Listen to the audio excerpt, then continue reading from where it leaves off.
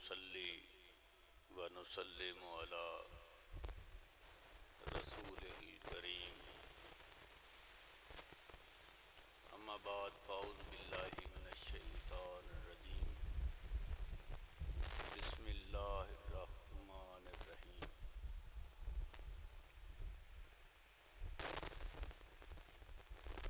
फ़ाऊज़ु बिल्लाहि मिनश शैतानिर रजीम। वला तक़ूलू लिमन यक़्तुलु फ़ी सबीलिल्लाहि अमवात बल अहयाअ वलाकिन ला तशऊरून।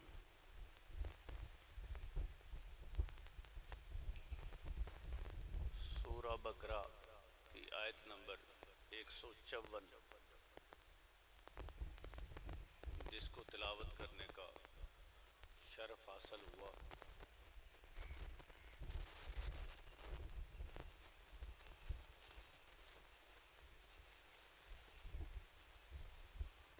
जिसका तर्जुमा यूं है,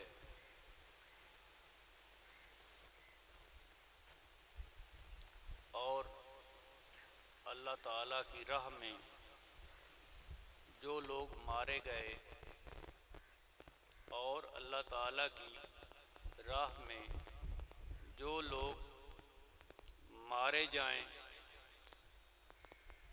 उन्हें मत कहो कि वो मुर्दा हैं। वो मुर्दा नहीं। ये बात कौन कर रहा है? तवज्जो करनी है। सारे मामूलात आपके घर वाले और यहाँ वाले होते रहेंगे। अगर आपने मेरी बात सुनने से इनकार कर दिया तो आपका वक्त सारा वो मफकूद हो गया, फौत हो गया, मर गया आपकी ज़िंदगी से। वो वक्त आपकी ज़िंदगी से मर गया। तो जिस वक्त को ज़िंदा रखने के लिए आप यहाँ तशरीफ़ लाए हैं, अगर उसको खुद ही आप मुर्दा करने के लिए तैयार हो जाएं तो इसका मतलब आप बात सुनने नहीं आए। आप पे कोई दूसरी चीज़ भारी ना पड़े। खुदा बात कर रहा है। मेरी जुबान से खुदा बात कर रहा है। हर दौर में जब कुरान पढ़ा गया तो खुदा ने बंदे की जुबान से बात करना शुरू कर दी। और जो बंदा खुदा की बात ना सुने, उसको खुदा के सामने जाके खड़ा कर दे, फिर क्या करेगा? दीदारे इलाही के फ्यूजो बरकात वो कैसे हासिल कर सकेगा जब वो खुदा की बात सुनने को तैयार नहीं है? खुदा बोल रहा है कुरान पाक में, और किसी दूसरे बंदे को जिसारत अता कर रहा है कि मेरे पैगाम को दो। और खुदा के पैगाम को सुनने के लिए अगर बंदा गाफिल है, नहीं सुन रहा, तो वो खुदा का निजारा करके क्या करेगा? कितने लोग आए जमाने में, मैंने आपकी गफलत की वजह से तर्जमे को दरमियान में छोड़ दिया कि इससे ज्यादा बेहतर है कि समातों को इस काबिल किया जाए कि वो खुदा का पैगाम सुने। कितने लोगों ने जमाना नबूवत में नबियों की बात ना सुनी और गाफल होकर अपनी जिंदगी गुजारते रहे। वो मुर्दा की तरह अपनी जिंदगी गुजारते थे, जो खुदा की मखलूक हो के खालक की बात नहीं सुनते थे। अब आपने देखना है, आप में कितने लोग हैं इस मजलिस में बैठे हुए जो खुदा की बात नहीं सुनना चाहते। वो अपनी जात पे खुद गौर करे तो मजा तब आए कि पूरी महफिल में एक भी बंदा ऐसा ना हो जो पूरे कान लगा के खुदा की बात ना सुने। मैं तर्जमा फिर करता हूं। और अल्लाह ताला की राह में जो लोग मारे जाएं, मुर्दा और जिंदा का सही पता हमें है या खुदा को है? अब खुदा कह रहा है कि वो नहीं मारे गए। अब अगर हम साबित करें कि वो मारे गए हैं तो हमारी नजर में मरना और जीना और है, और खुदा की नजर में मरना और जीना और है। तो हकीकत में जो खुदा की तरफ से मरना और जीना है, हकीकी मरना और जीना वो है। अब खुदा कह रहा है, कलाम मजीद से आला तरीन सच्चाई कहां से तलाश करें? और खुदा के जुमला जात से हट के कहां से कोई सच्चाई तलाश करे। अब खुदा फरमा रहा है और अल्लाह ताला की राह में और मेरी राह में खुदा कह रहा है जो लोग मारे जाएं उन्हें मत कहो कि वो मुर्दा हैं, वो मुर्दा नहीं है बल्कि वो जिंदा हैं, लेकिन तुम्हें उनकी जिंदगी का शऊर नहीं है। लेकिन तुम्हें उनकी जिंदगी का शऊर नहीं है। एक ताहतो ख्याली में जाते हुए मैं इसकी एक मिसाल देना चाहता हूं। जो आपकी ये नजर है ये सामने है और ये नजर देख रही है, ये मेरा हाथ है, सबको नजर आ रहा है, ये नजर देख रही है। अब नजर बंद करके अगर आप मेरा हाथ देखें तो वो हाथ आप नहीं देख रहे हैं, लेकिन ये जिंदा की तरह है जो आप सामने देख रहे हैं। जिसको आप कहते हैं मुर्दा है वो मालिक के सामने जिंदा की तरह है जो आप आंखें बंद करके देख रहे हैं। खुदा के सामने वो हाथ देखना आंखें बंद करके जिंदा की तरह है जिसको खुदा बयान कर रहा है कि इस सामने वाली नजर के अलावा एक और नजर है, इस सामने वाली जिंदगी के अलावा एक और जिंदगी है। ये और बात है कि बंदा उस पर तफक्कुर नहीं करता, बंदा उस पर फिक्र नहीं करता, बंदा उस पर सोचने का आदी नहीं है। ये आदत डालने के लिए हर दौर में हम वक्त कोशिश की गई, कभी यहां अजान दिलाकर और सूरज को सफर में लाकर, कभी यहां अजान दिलाकर, कभी अगले खित्ते में अजान दिलाकर, कभी अगले खित्ते में अजान दिलाकर, और ये जैसे जैसे सूरज रोटेट होता गया वैसे वैसे अल्लाह का पैगाम घूमता चला गया। हर लम्हे अल्लाह ने कोशिश की है कि बंदे को समझ आ जाए, बंदा जाग जाए, बंदा जाग जाए, बंदा जाग जाए।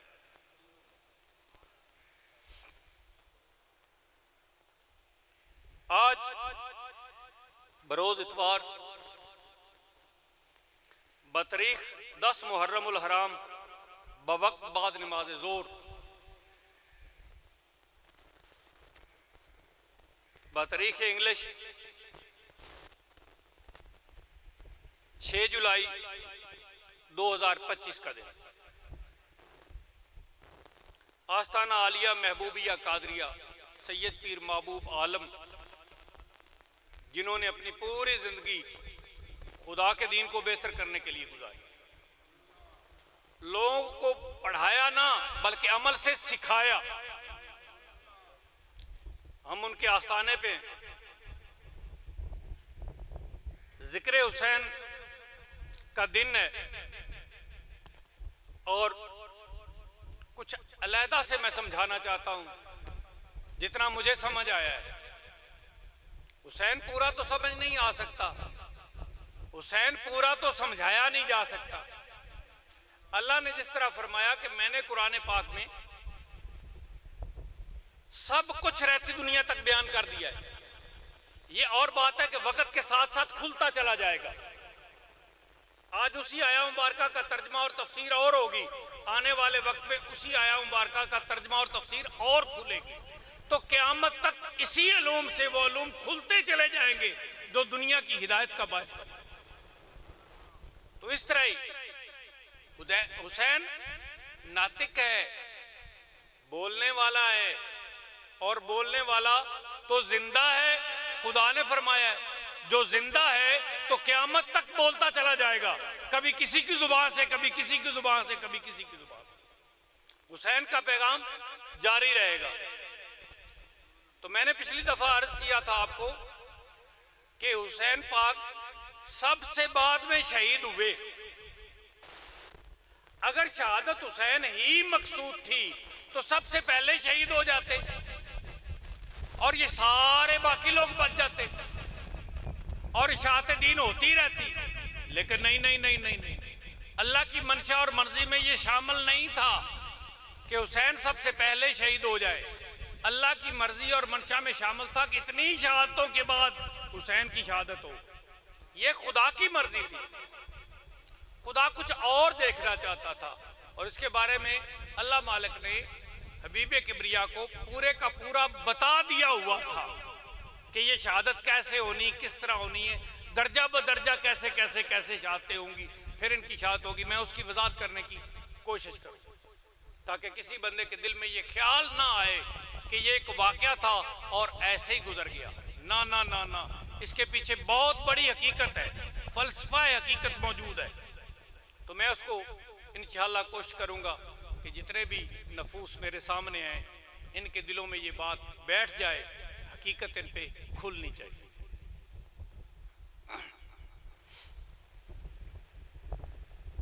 जिसमें इमाम आली मकाम हुसैन अलैहिस्सलाम की शान के एक कतरा को जाहिर करने की कोशिश की जा रही है।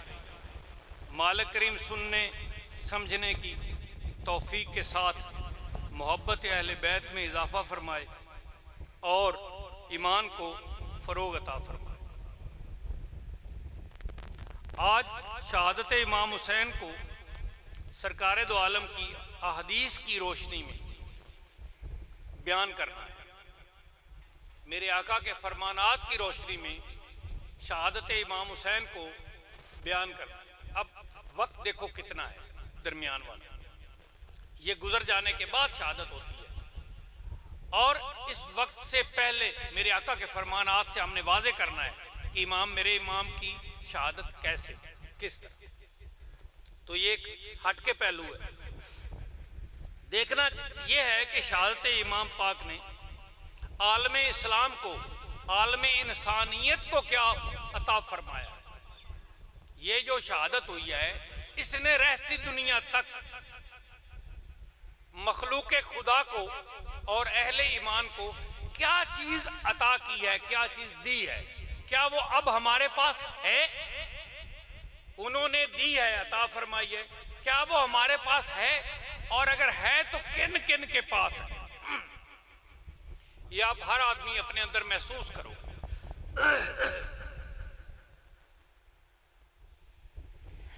क्या फिक्र और क्या सोच अता फरमाई वाक़या करबला में शहादत इमाम पाक और खानवादाए रिसालत माब और उनके रुफ़का, और दूसरी तरफ से मुखालिफीन हक ताला का टकराव। ये दो मुख्तलिफ सोचों का टकराव था। एक तरफ इमाम पाक है, दूसरी तरफ यजीद पलीद है, और ये दो सोचों का टकराव था जिसमें एक तरफ इस्लाम, दूसरी तरफ मुगल्लिज़ कुफर, मुगल्लिज़ मुनाफ़िक़त। इस वाक़या की हकीकत को समझना ज़रूरी है। जिस मामले में खुदा की हिकमत पोशीदा हो, उस हिकमत को समझना ज़रूरी होता है ताकि रास्ता मिल सके ज़िंदगी गुजारने का। कुछ ऐसा हो जो बंदे की समझ में ना आए तो समझने के लिए तवक्कुफ़ अख्तियार करना चाहिए, कोशिश करनी चाहिए। जब समझ में आ जाएगा तो ज़िंदगी गुजारना आसान होगी। इतना बड़ा मार्का है तो उसकी समझ तो ज़रूर आनी चाहिए, हर तरह से ही आनी चाहिए। मुआशरे में हुसैनियत का रूप अपना चुके थे और अपना चुके हैं रहती दुनिया तक। हुसैनियत का रूप अपना चुके हैं और यजीदियत का रूप अपना चुके हैं। हर बंदे को ज़ात को परखने का मौका मिलेगा मजलिस में बैठे हुए, और इसको याद रखने के लिए आपकी अपनी कोशिश होगी आप कितनी देर तक इसको याद रखते हैं। एक तरफ ये सोच थी कि ताकत ही हक है, एक तरफ ये सोच थी कि ताकत ही हक है,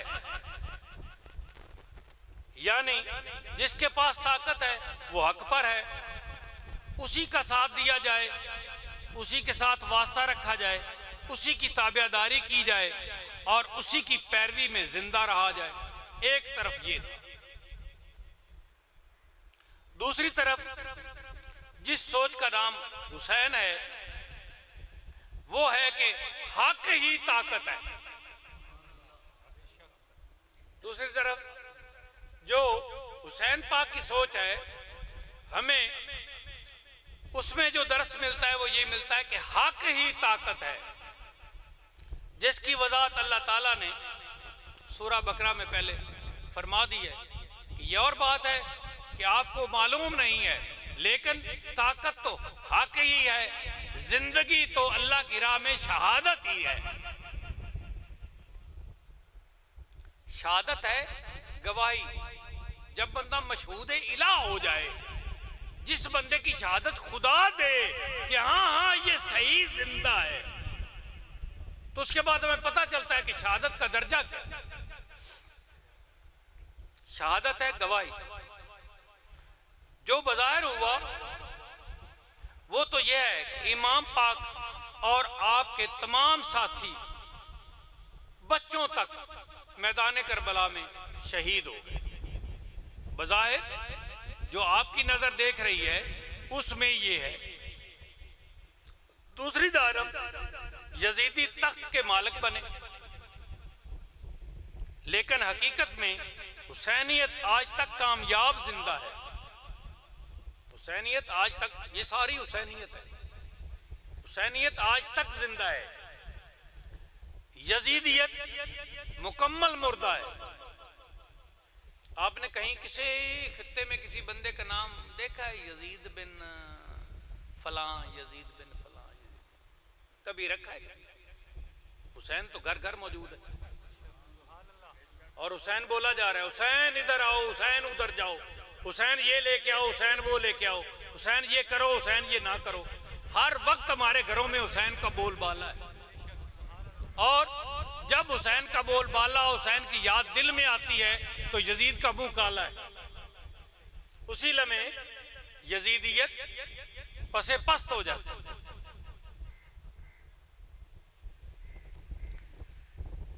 हुसैन पाक इन्हीं के हाथों मिंबर से ज्यादा बुलंद मशगूल तिलावत है। हुसैन पाक इन्हीं यजीदियों के हाथों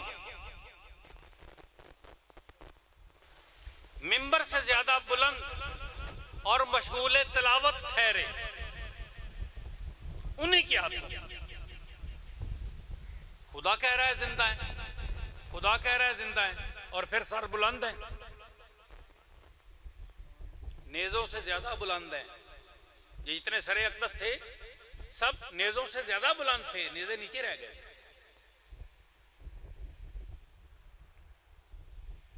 तो हकीकी जीत अल्लाह तबारक व तआला ने हुसैन पाक को अता फरमाई। यहां हार और जीत का हकीकी मफहूम तब्दील हो गया। हुसैन पाक की शहादत के बाद हार और जीत का हकीकी मफहूम तब्दील हो गया। यजीद नाम था बर्बरियत का। हुसैन पाक के शहीद होते ही ये बात दिलों में ऐसे चली गई, ऐसे बैठ गई कि सबके दिलों में ये बात आ गई कि यजीदियत तो बर्बरियत है। हुसैन पाक तो इस्तारा थे इंसानियत के, यजीद खयानत ही खयानत था, हुसैन पाक इमानत ही इमानत थे।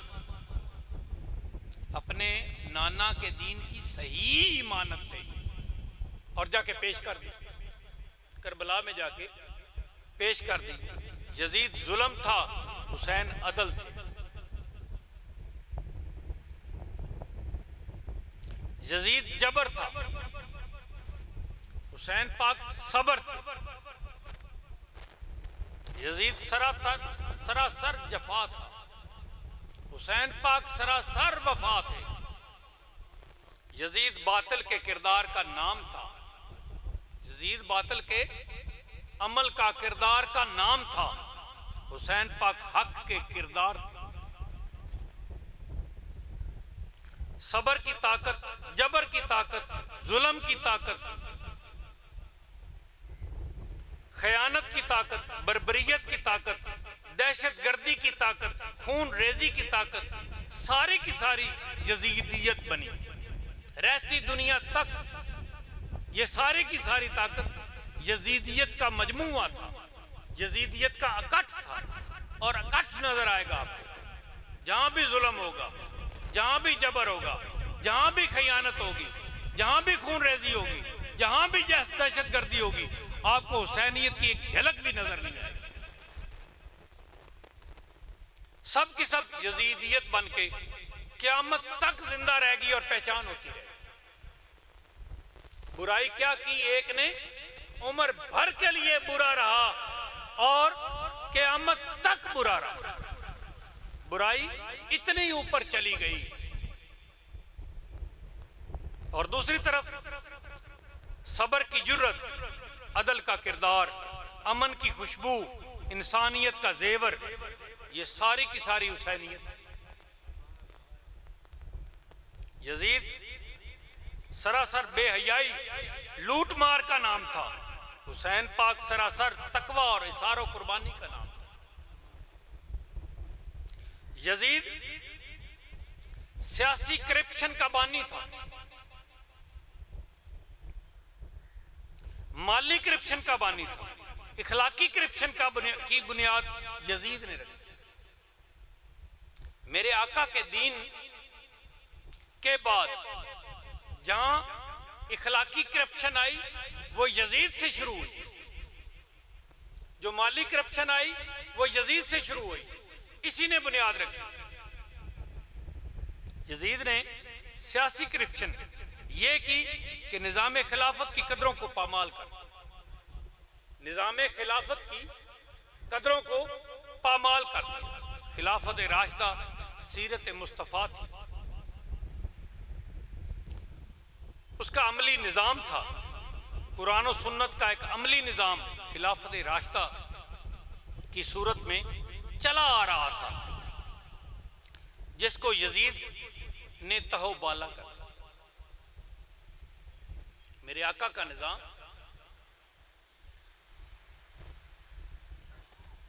राशिदे खिलाफत राशिदा की सीरत से की सूरत में चला आ रहा था, जिसको यजीद ने तबाह कर दिया और बदल दिया रियासती दहशतगर्दी। मैं इसकी वजाहत करूंगा इंशाअल्लाह। खिलाफत राशिदा में देखो उम्र फारूक का जमाना, एक पहलू पे सिर्फ अंगुश्त करते हुए आगे निकल जाऊंगा।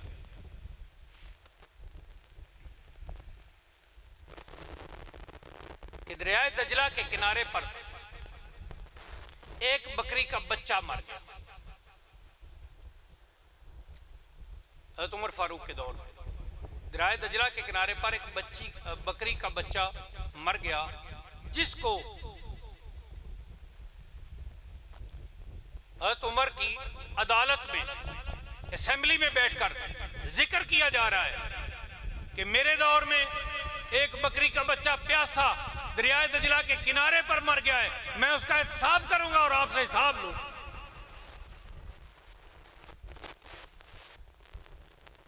ये खिलाफत राशिदा है, ये मेरे आका का तरीका है कि कैसे दुनिया को चलाना है, किस तरह चलना है।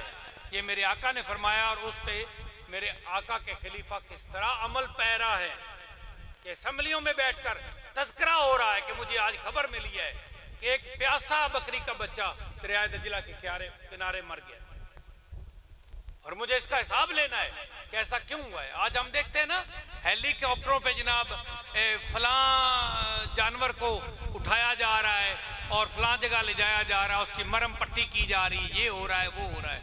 ये हम देखते हैं यूट्यूब पे हमारे सामने आता है कि अहले मगरब ये करते हैं और ये हमारी पैरवी करने की कोशिश कमीने कर रहे हैं।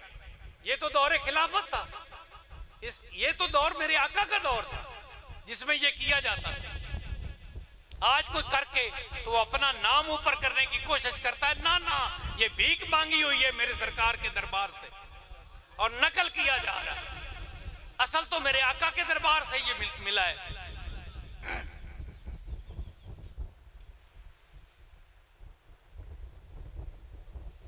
और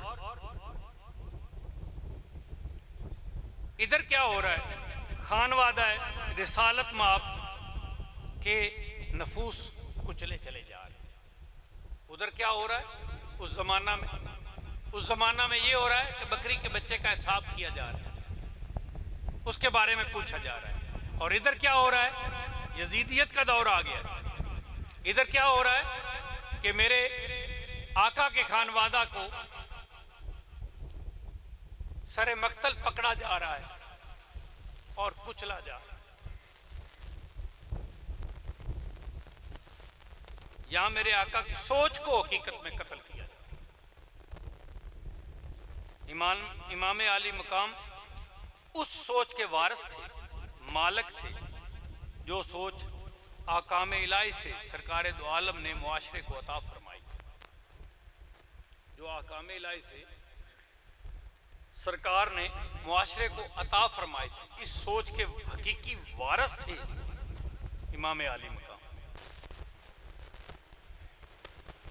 और इमाम आली मकाम इस सोच को मजबूती से मुआशरे और इंसानियत का कामिल वजूद बनाना चाहते थे, जिस बात का यजीद को पता था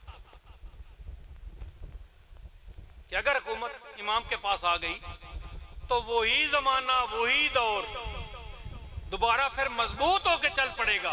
ये जो दरमियान में वक्त आया है मेरे वाला, ये तो किसी को याद भी नहीं रह जाएगा और हमारा तो पता भी नहीं चलेगा। उसके अंदर ये खौफ था।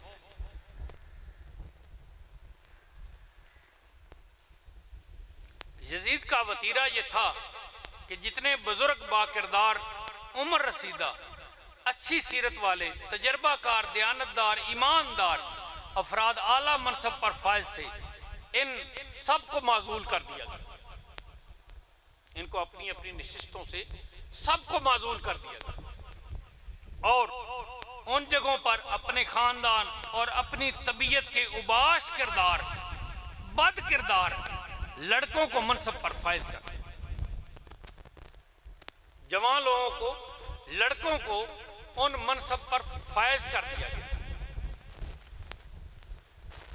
और बद किरदार आमरीयत की बुनियाद रखी। और बद किरदार आमरीयत की बुनियाद रखी गई। इसमें यजीद ने इख्तिलाफ राय का हक छीन लिया। कोई किसी हल्के में आवाज नहीं बुलंद कर सकता, ना हक पे बोल सकता है। अब कोई यजीद के खिलाफ बात करने वाला मौजूद ना था। यजीद ने आज़ादी राय का हक मुआशरे से छीन लिया। एक जमहूरी तरीका है मुआशरे में एहतजाज करना, उसने एहतजाज करने का हक छीना। शहादत इमाम आली मुकाम के बाद अहले मदीना ने एहतजाज किया, अहले मदीना ने एहतजाज किया। अब उसने उस एहतजाज को कैसे रोका? अपने फौजियों को भेजा, कहा आप मदीना चले जाएं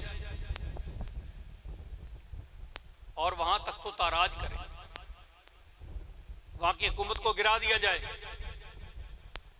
और वहां के सिस्टम को अपने अंडर रखा जाए। ऐसा कमीना तरीन शख्स है, कहता है मैं आपको मुबाह करता हूं, मैं आपको जायज करता हूं, हर नाजायज को जायज करता हूं आप पे। जो अल्लाह और अल्लाह के रसूल के फरमानात के मुताबिक पाबंदियां लगाई गई थी कि ये करना नाजायज है, उसने कहा मैं सारे का सारा जायज करता हूं, जाओ जो करना है मदीना में करो। मस्जिद नबवी के अंदर घोड़े, खच्चर, ऊंट बांध दिए गए। ये हदें थी ना, उसने हदों को पामाल करने की इजाजत दी। कितनों के साथ कितने जुल्म हुए, मेरी ज़बान वो बयान करने से कहा सर मैं वो कितना हिस्सा ही छोड़ दिया कि ये तो बयान ही नहीं किया जा सकता, महफिल में कैफियत खराब हो जाएगी इतनी गिलाजत बयान करते हुए। मैंने उसको मफकूद किया। इस कमीने का वो जिक्र कि हर हलाल हराम कर दिया गया, हर हराम हलाल कर दिया गया, कत्ले आम की इजाजत दी गई। इस वाक़या में बहुत ज्यादा सहाबा और सहाबिया शहीद हुए। फिर अहले मक्का ने एहतजाज किया।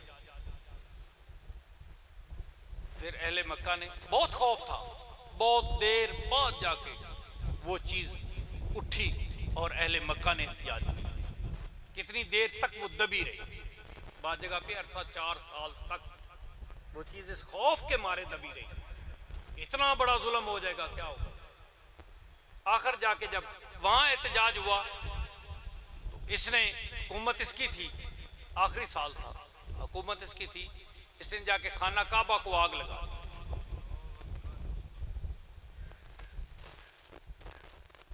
इसने खाना काबा का गिलाफ जला दिया।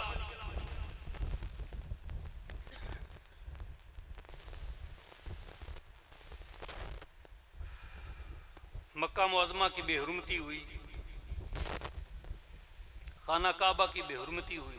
यजीद ने माली करप्शन की बुनियाद रखी जो पहले खुलफाए राशिदा के दौर में कभी ना हुआ था। वो एक ऐसा दौर था जिसमें तख्त पे बैठे हुए खलीफा से पूछ लिया जाता था कि गनीमत के माल से तो एक चादर मिलती है, आपने 2 चादर से अपना जिस्म कैसे ढांप रखा है। इतना आला तरीन और सच्चा सुच्चा दौर था खिलाफत राशिदा का दौर।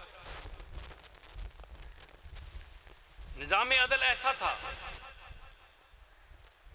निज़ाम अदल ऐसा था कि हजरत अली पाक के खिलाफ एक यहूदी ने केस कर दिया काजी शुरै के पास कि ये ज़रा मेरी है, जबकि वो झूठा था। वो ज़हीन था, फतीन था, तेज था, चालाक था। उसने कहा कि अली पाक सच्चे हैं, सुच्चे हैं, मेरे मुकाबले में इतने झूठ नहीं बोल सकेंगे, तो मैं शुरै को साबित कर दूंगा। अली पाक गवाह लेके आए, अगर ज़रा इनकी है तो अली पाक के पास गवाह मौजूद थे। तो आपने इशारा किया, इमाम हसन अंदर आ गए, ताकि मेरे बाबा ने मेरे सामने ये खरीदी थी। तो मुखालिफ कहता है कि ठीक है, इन्होंने गवाह बुलाया है, लेकिन पूछा जाए कि गवाह का इनसे रिश्ता क्या है। पूछा गया, कहा ये मेरा बेटा है। कहा बेटे की गवाही कबूल नहीं, बेटे की गवाही कबूल नहीं है। केस हजरत अली के खिलाफ किया, जरा उसको देने का हुक्म मिल गया। तो हाथ खड़े करता है, कहता है मैं यही देखना चाहता था, मैं यही देखना चाहता था कि मुसलमान हकीकत पे फैसला करते हैं या डंडी मारते हैं। मेरा दिल मान गया है कि ये हकीकत पे मबनी अदल है या हकीकत पे फैसले किए जाते हैं, मैं इस्लाम कबूल करता हूं। ऐसा दौर था, ऐसा जमाना था। अगर आज इस दौर में भी आपको इन चीजों की झलक नजर आए जो यजीदियत की तरफ से हैं, तो दौरे हुकूमत में महसूस करो यजीदियत मौजूद है। अगर आपको बातिल की ताकतें ज्यादा महसूस हों और हक की आवाज को बुलंद ना किया जा रहा हो, जहां भी ना किया जा रहा हो, आप महसूस करें कि यजीदियत के अंसर मौजूद है। और जो इन पालीदगियों से टक्कर ले वो हक पर डट जाए, जो इन पालीदगियों से टक्कर ले और हक पर डट जाए, वो अपने दौर का गुलाम हुसैन आज भी मौजूद है। हुसैन पाक के लश्कर का एक सिपाही है। सरकार दो आलम का एक फरमान बगौर सुनिए। आपने अपना तकाबुल करते रहना है, अपना मुहासबा करते रहना है, खुद को देखते रहना है इस महफिल में कि हम कहाँ कहाँ हैं, हमें कैसा होना चाहिए, हमें कितना बेहतर होना चाहिए।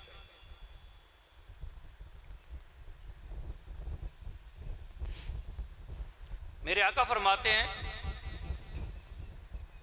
एक मय्यार का जिक्र करते हैं, तुम में से जो शख्स बुराई को, बेहयाई को, जुल्म को, लूट मार को, दीन की हदूद की खिलाफ वर्जी को, जबर को जो देखे, उस पर फर्ज है कि उस निज़ाम को पूरी कुव्वत और पूरी ताकत के साथ रोक दे।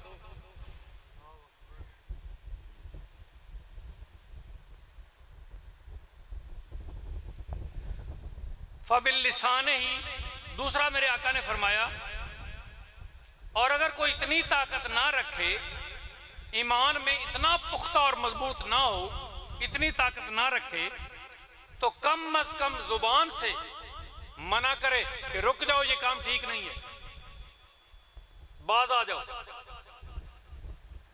तीसरा दर्जा फ़बिक़ल्बि ही, वो कम अज कम अपने दिल में उस चीज को निहायत बुरा जाने और उससे साइड पे हो जाए, अलहदा हो जाए। और जो चौथा है वो ये है,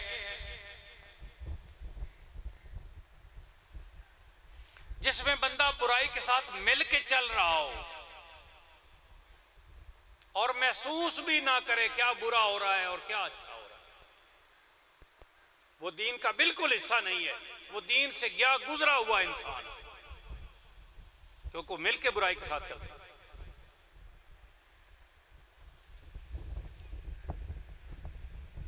इनमें से पहला मेयार जो हासिल किया वो इमाम हुसैन ने,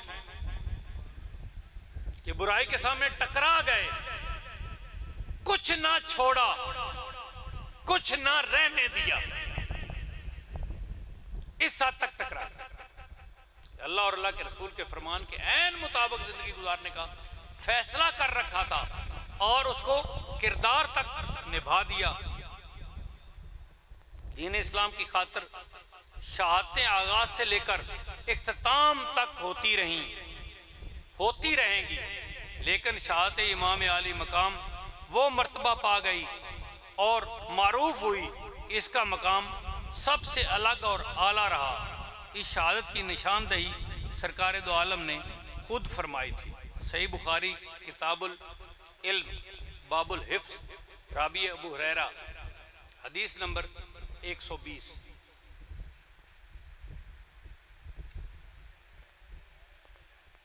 हज़रत अबू हुरैरा बयान करते हैं कि मैंने सरकार दो आलम से अलूम जो हासिल किए, मैंने उनके दो हिस्से बनाए।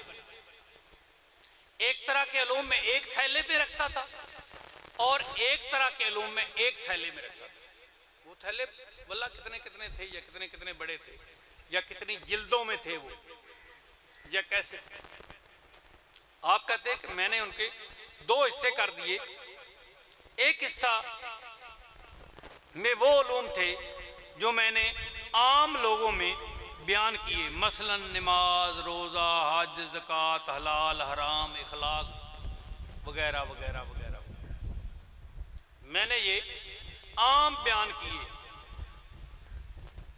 दूसरे हिस्सा के उलूम वो हैं जो मैंने बयान नहीं किए, अगर कर दूं तो मेरा सर कलम कर दिया जाए। इसका मतलब बुराई उस वक्त भी इस लेवल की मौजूद थी।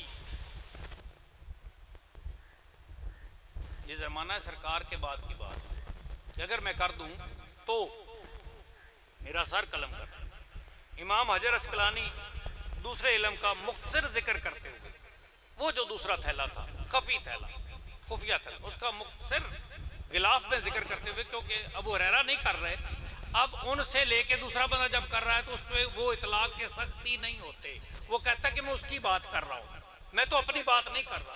वो अपनी जान बचाने के लिए ये हिफाजत के जुमरे में एक पर्दे में लिपट जाता है और कहता है कि ये बात उसकी थी, कर मैं रहा हूं। आप फरमाते हैं ये वो इल्म है जिसमें बहुत से जाबर हुक्मरानों का जिक्र मेरे आका ने फरमाया और उनके मामूलात ज़िंदगी को वाज़े बयान फरमा दिया था कि उनकी तमाम बुराइयों का जिक्र उसमें कर दिया था मेरे आका ने, कि आने वाले वक्त में कौन क्या क्या करेगा, किस किस जगह कैसे कैसे होगा। कि अगर मैं उसका जिक्र करूं तो वो तो पलीद मौजूद हैं और वो कहेंगे कि ये जो उस बात की निशानदही करता है, पहले इसको हटा दिया जाए। फतेहुल बारी में इमाम हजर अस्कलानी लिखते हैं कि हज़रत अबू हुरैरा बयान फरमाते हैं, मैं अल्लाह ताला से पनाह मांगता हूँ। ये बयान तहरीर में नहीं फरमा रहे, मदीना की गलियों में चलते फिरते अबू हुरैरा कहते थे मैं पनाह मांगता हूँ, मैं पनाह मांगता हूँ। लोग तवज्जो हो जाते थे आपकी तरफ कि किस चीज़ की पनाह मांगते हैं। ये क्या ऐलान करने लगे हैं? तो आप कहते थे सन 60 हिजरी के दौर की मैं पनाह मांगता हूं अल्लाह से। सन 60 हिजरी के दौर की मैं खुदा से पनाह मांगता हूं। अल्लाह ने उनकी इस पनाह को कबूल किया। हज़रत अबू हुरैरा सन 59 हिजरी में इंतकाल फरमा गए। आपको ये दौर देखना नसीब नहीं हो। और ये सन 60 हिजरी में यजीद की हुकूमत आ गई। तो वाज़े हो गया कि इशारा इस तरफ था। लोग पूछते भी होंगे, जब आप ये ऐलान करते होंगे तो ख्याल करें, लोग नहीं पूछते होंगे आपसे आके कि क्या बात है, आप ये क्या बात कर रहे हैं सन 60 हिजरी की, सन 60 हिजरी की क्या बात बार बार ऊंची कर रहे हैं? तो लोग पूछते भी होंगे।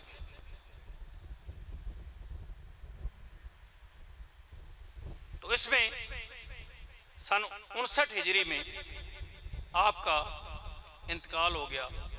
अमर बिन सईद फरमाते हैं, मैं मस्जिद नबवी में अबू हुरैरा के साथ बैठा था, साथ मिरवान भी था।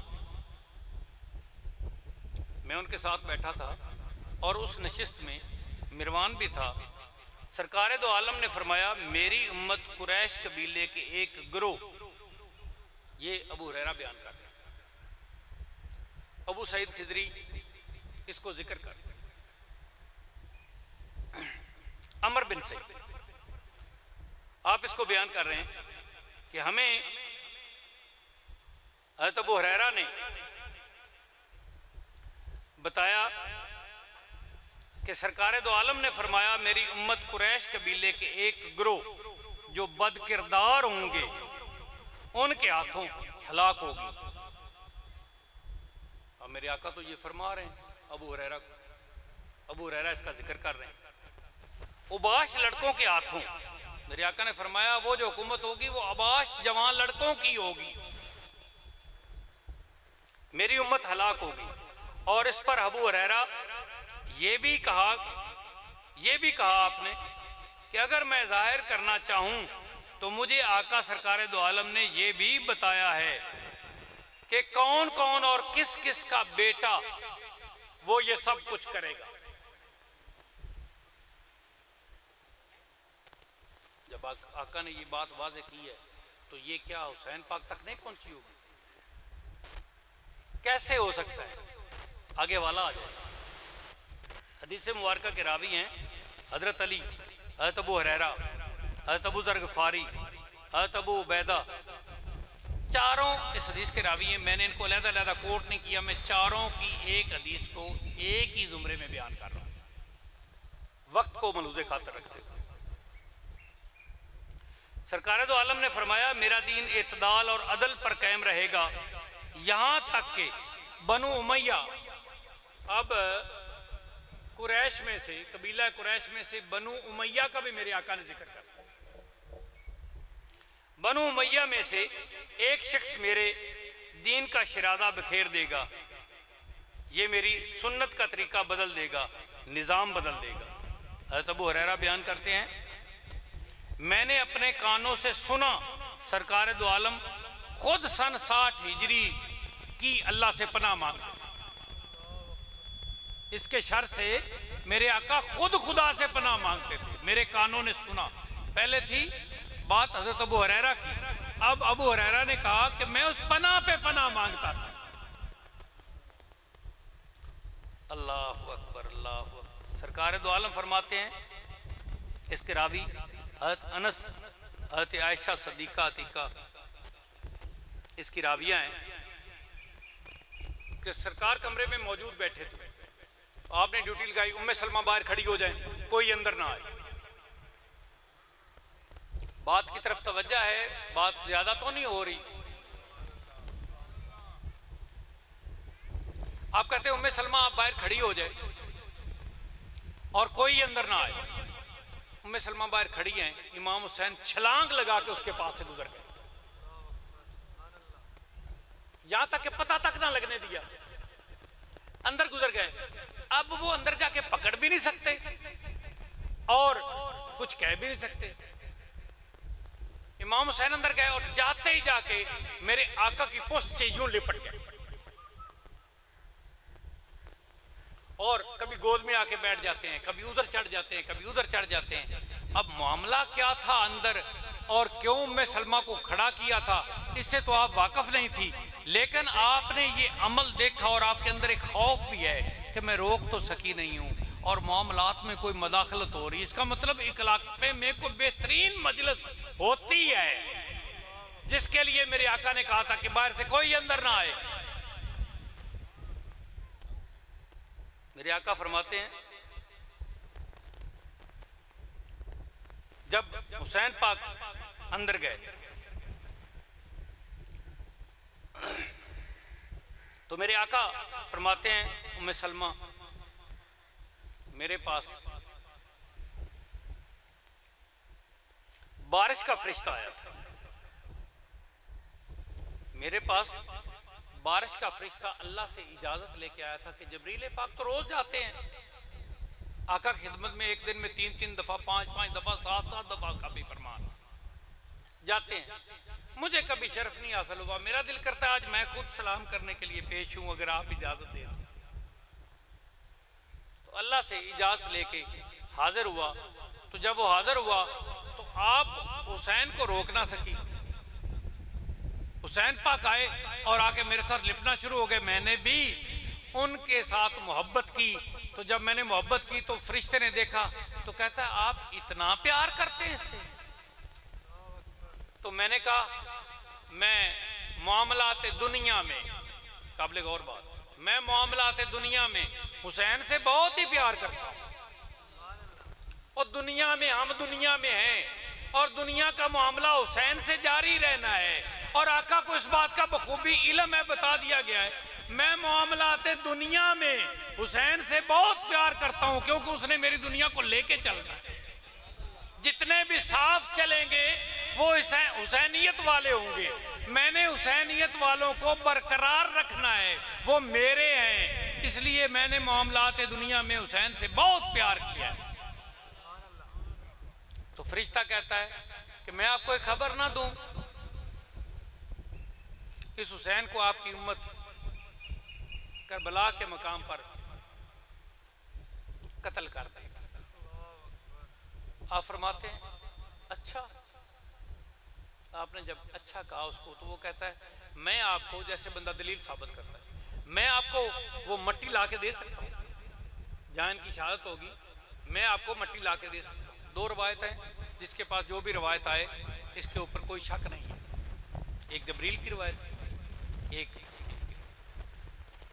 तो उसने हाथ दराज किया और वहां से मट्टी लाके मुझे दे दी। मैंने मट्टी उम्मे सलमा को दे दी, उसने अपने दुपट्टे में बांध ली।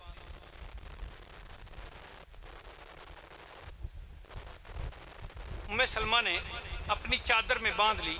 अनस बिन मालिक कहते हैं कि हम उस वक्त से सुना करते थे इमाम पाक की शहादत करबला में। इसके बाद हम सुना करते थे, हमें पता था, कानों कान खास लोगों को इससे बाखबर कर दिया था कि ये जो हुसैन है जिससे मैं इतना प्यार करता हूं ना, मुझे पता है इसने मेरे दीन के लिए करबला में शहीद हो जाना। उम्मे फजल फरमाती हैं कि मैंने अपनी आंखों से देखा, सरकारे दो आलम की आंखों से आंसू जारी थे। मैंने अर्ज किया मेरे माँ बाप कुर्बान क्या हुआ है? तो सरकार ने फरमाया अभी जबरील मेरे पास आए और बताया कि या रसूल अल्लाह, ये शहजादा जो आपकी गोद में है खेल रहा है, इसको आपकी उम्मत कत्ल कर देगी। मैंने कहा मेरे इस शहजादे को जिसको मैं कंधों पर सवार करता हूँ और गोद में लेकर बैठता हूँ, खिलाता हूँ? बोला हाँ हाँ।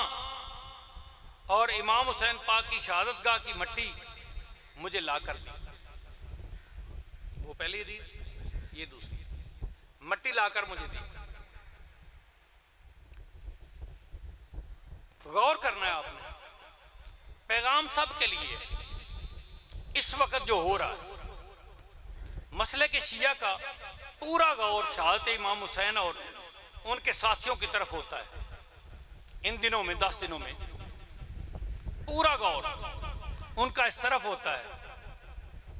उनके ज्यादा गौर की वजह से सब हुसैन पाक को उनका ख्याल करने लग जाते हैं। कितने लोग हुसैन पाक को उस गिरोह का समझने लग जाते हैं और खुद समझते हैं कि हमारा हुसैन से तल्लुक कम है।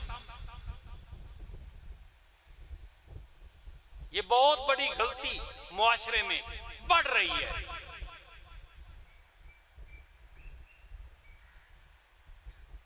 जो कि बिल्कुल गलत है। जिनका नामी जनाब आली मुकाम हुसैन पाक है, एक फिरका वाराना सोच ने हुसैन अलैहिस्सलाम को शियों का बना दिया। एक फिरका वाराना सोच ने हुसैन को शियों का बना दिया, जबकि ये बिल्कुल गलत है, बिल्कुल गलत है। ऐसी सोच हमें ईमान से महरूम कर देगी। अगर हमारी ये सोच बढ़ती गई तो हमारे ईमान कमजोर हो जाएंगे। हसन या हुसैन, या हसन या हुसैन, या हसन या हुसैन। हुसैन पाक मुस्तफ़ा के हैं, हुसैन पाक मुस्तफ़ा के हैं, हुसैन पाक इस्लाम के हैं, हुसैन पाक दीन मुस्तफ़ा के हैं, हुसैन पाक दीन मुस्तफ़ा के पैकर हैं, हुसैन पाक सुन्नत मुस्तफ़ा के पैकर हैं, हुसैन पाक शरीयत मुस्तफ़ा के पैकर हैं, हुसैन पाक गैरत मुस्तफ़ा के पैकर हैं, हुसैन पाक दीन मुस्तफ़ा की शान है। हुसैन पाक अल्लाह ताला के कुरान और आका के दीन की पाकीज़गी है। हुसैन पाक किसी मुतकब्बिर फिक्र के नहीं है। इंसान को बेदार तो हो लेने दो, इंसान को बेदार तो हो लेने दो। हर कौम पुकारेगी हमारे हैं हुसैन, हर कौम पुकारेगी हमारे हैं हुसैन। इस कमज़ोर फिक्र ने हमें एक दूसरे से दूर कर दिया। खुदा पाक फुलां का है। फिरके में तो ऐसे लोग भी हैं जो कहते हैं कि खुदा पाक फलां कौम का है।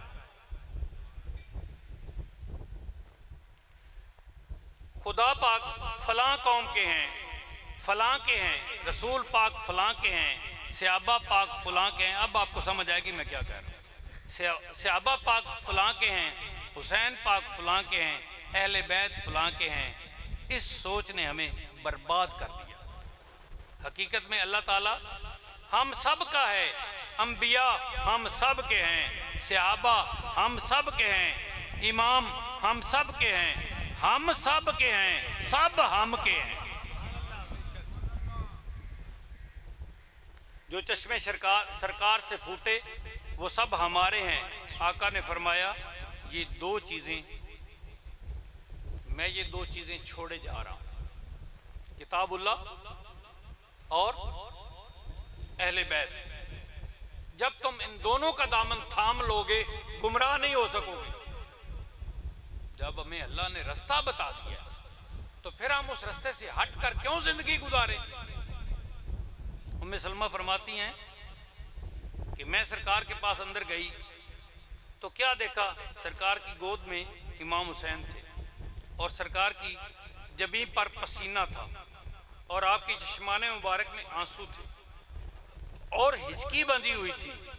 मैंने अर्ज किया क्या हुआ सरकार, क्या हुआ? ये आपकी ज़ौजा मोहतरमा, सरकार क्या हुआ? उम्मे सलमा अभी जबरील मेरे साथ कमरे में था, बोला आप इनको प्यार करते हैं। मैंने कहा मामलात दुनिया में सबसे बढ़कर हुसैन मुझे प्यारा लगता है। तो मुझे जबरील ने मट्टी ला के दी। ये दूसरी हदीस जो उम्मे सलमा ने जाके आपसे पूछा, मुझे मट्टी ला के दी। जब इमाम आली मुकाम को यजीद की फ़ौजों ने घेर लिया तो आपने पूछा इस जगह का क्या नाम है?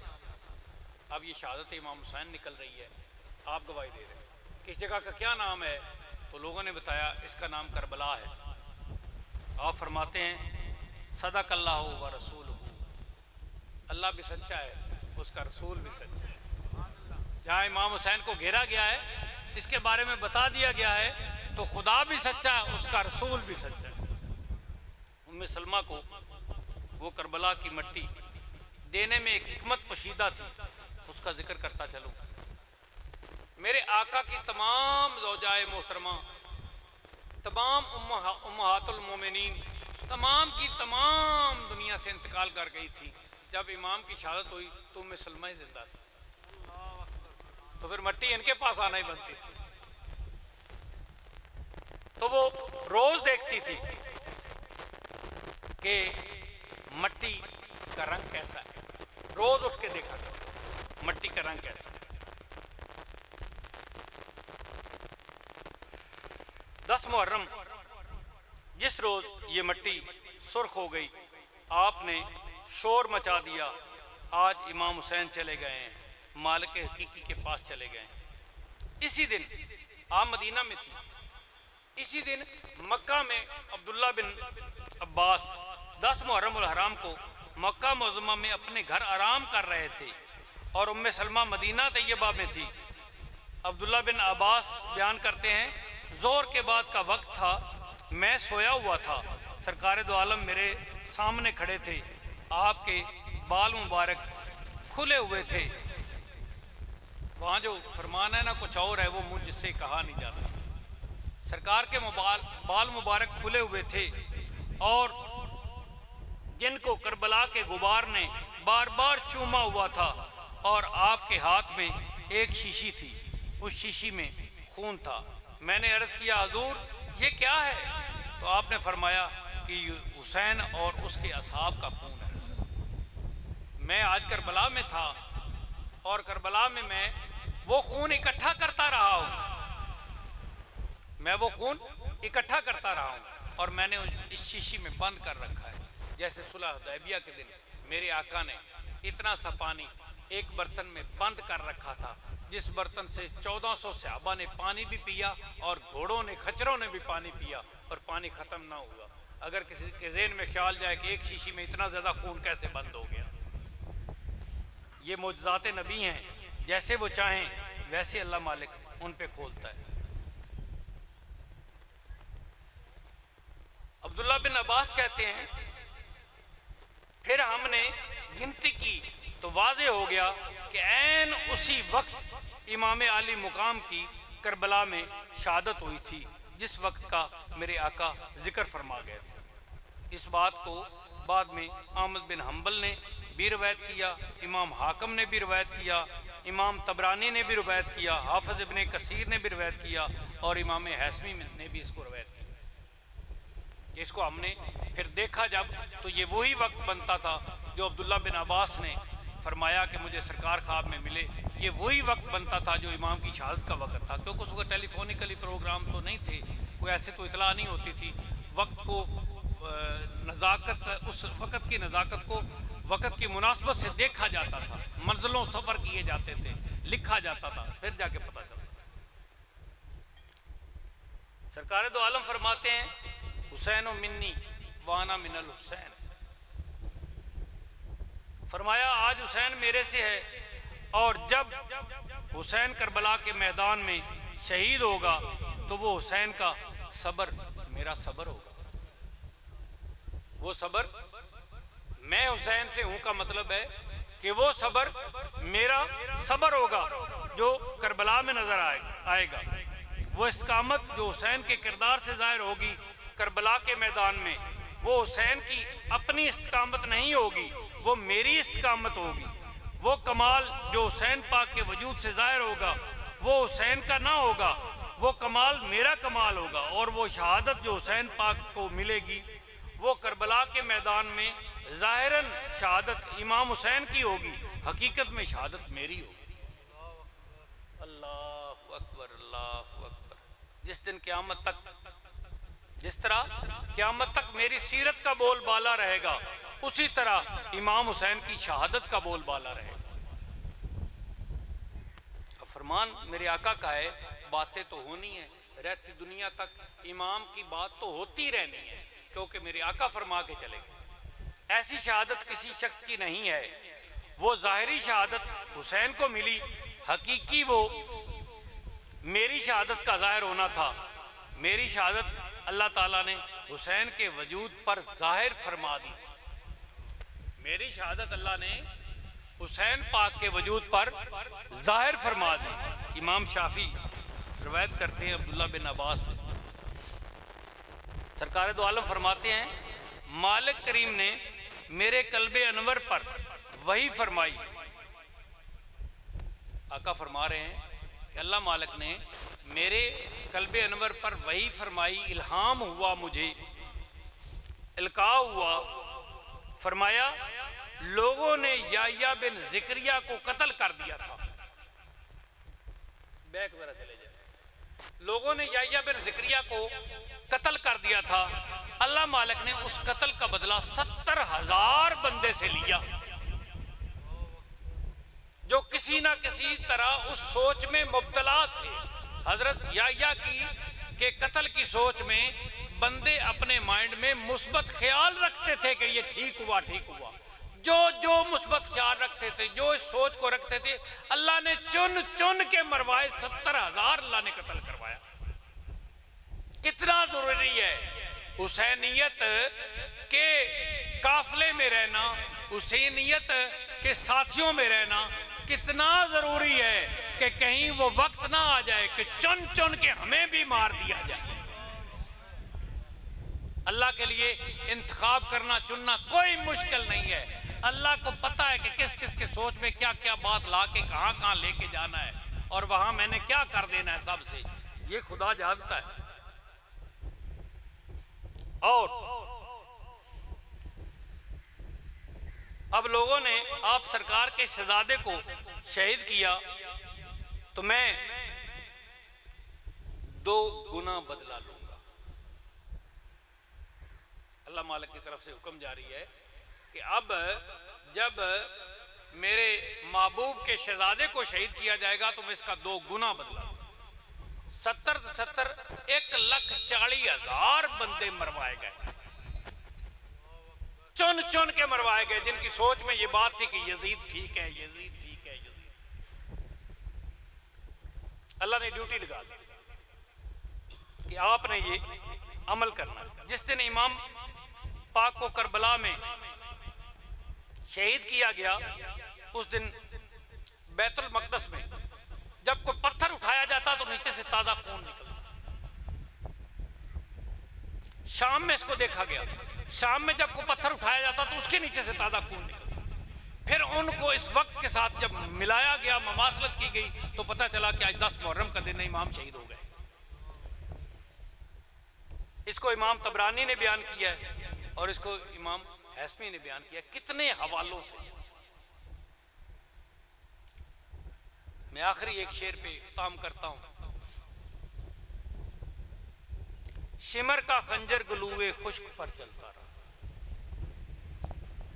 शिमर का खंजर गुलूए खुश्क पर चलता रहा